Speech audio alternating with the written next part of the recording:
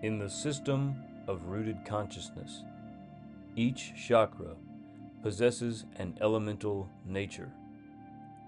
By understanding the elemental nature of a given chakra, one may better grasp the energetic signature of each state of consciousness. Let us examine each chakra from its elemental basis and explore how these elements relate to specific energetic traits in those individuals rooted in these chakras. Muladar Earth. The Muladhara is represented by the element of earth. This is the grounding chakra and the seat of body consciousness and blood prana. At the Muladhara, we find the deepest expression of material embodiment. Those who operate from the Muladhara are often thought to be earthy people who possess a certain groundedness. Considering the nature of earth, we find a hardened stability and simplicity, as well as a tendency to move in a slow but deliberate manner. Observing individuals rooted in the Muladhara, one may identify a tendency to bring things down to earth, reducing one's realizations to basic form. When expressed with great intensity, the Muladhara possesses the rending quality of a massive earthquake, shaking the foundations of everything in sight and bringing towers down from their dizzying heights. In order to grow and experience new life, it is necessary for the Muladhara Yogin to access the nourishing waters of spirit at the Sahasrara. The Muladhara Yogin must utilize the weight of the gravitational pull to bring the waters down and achieve unification. Svadhisthana Magma. The Svadhisthana rests between the point of pure earth at the Muladhara and the point of pure fire at the Manipura. Combining the elements of earth and fire produces magma. There is a spark of creativity that is introduced with the combination of fire and earth, which uproots the Svadhisthana Yogin from a firmly grounded position. This spark, however, is not the pure creative spark of fire, but rather an injection of awareness of the quality of things. The Svadhisthana Yogin bubbles up from the earth and sees the material world from a slightly elevated position, while still being very much a part of the earth element. It is for this reason that the Svadhisthana Yogin expresses their creative nature in a predominantly material manner, focusing primarily on the sensuous aspects of the earthly realm. The slow crawl of magma and the internal nature and dormancy of the volcano are aspects of the magma element that reflect the patience and deliberation of the Svadhisthana. This sensuous and crawling aspect can lead the Svadhisthana Yogin to be exhausted by the consumptive element of fire, unless the cooling mist of the ajna can be incorporated. There is an element of heat with the Svadhisthana, but it is subdued when compared to the explosiveness of the Manipura. Manipura Fire. The Manipura is the seat of pure fire. At the Manipura, we find the expression of the creative force of the eternal flame. There are many ways in which the Manipura fire may be expressed. It can exist as a wildfire, moving chaotically from place to place, consuming all in its wake. It can exist as a small campfire, giving warmth to others while requiring careful tending. It can exist as a massive explosion, akin to an atomic bomb, expelling intense energy in one great burst.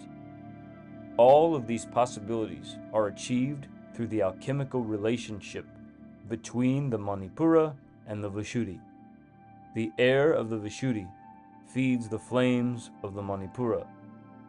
Too much air can stifle the flame, and not enough air can lead the Manipura yogin to self-consume. The wild and unpredictable nature of fire is present in Manipura consciousness, but the fire can be brought under control with the proper integration of the 𝕍𝖕. Anahata Electricity. The Anahata is the heat which flows through the air, the electricity that possesses the power to supercharge others as well as the self. There is an electromagnetic quality to individuals rooted in the Anahata. They tend to attract others with their natural magnetism, and they are able to inspire large groups of people through the flow of electricity. There is, however, the potential for the flow of electricity to become too powerful, leading to a short circuit. It is therefore important that the Anahata yogin learns how to self-regulate the flow of power in order to ensure that the proper level of energy is expressed in a given situation. 𝕍𝖕, air. The 𝕍𝖕 is the consciousness of air and the seat of the intellect.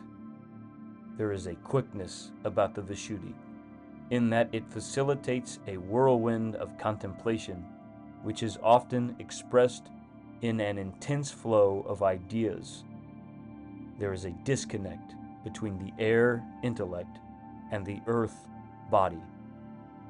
This is reflected in the fact that individuals in the 𝕍𝖕 are able to disconnect easily from material reality and enter into a state of heightened imagination and internal reflection. However, the beautiful products of the imagination will remain in the clouds unless the 𝕍𝖕 yogin can find their way to the earth by integrating the element of fire at the Manipura.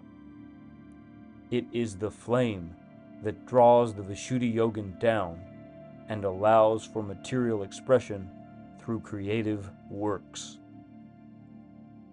Ajna, mist. The ajna rests between air and water. It is the flowing mist that obscures the earth and adds a layer of mystery to the exploration of consciousness. It is through the mist that the waters of spirit are able to be understood within the air of intellect. Without this point, there would be a lack of communication between the spirit and the mind. Mist possesses a cooling element that remains within the air unless it can be absorbed through some expression of heat. The pure fire of the Manipura is too strong for the mist, and the earth does not offer enough heat alone. It is therefore necessary for the ajna yogin to integrate the magma of the svadhisthana in order to achieve solidification and expression of the spirit in material form. Sahasrara, water. The Sahasrara is the seat of pure water. Water represents the spirit. The waters of heaven are the furthest point from the earth. It is within the waters that we find the ultimate connection, the point of unification, a surrounding force that allows for sight and understanding on a relational level. Water can heal, but it can also drown, and spending too much time in the water will lead to death for creatures who operate from the grounded point of Earth. In order to function effectively in the material world, it is necessary for the Sahasrara Yogin to utilize the gravitational weight of Earth to fall as rain and form the oceans and subterranean rivers of Luciferian consciousness.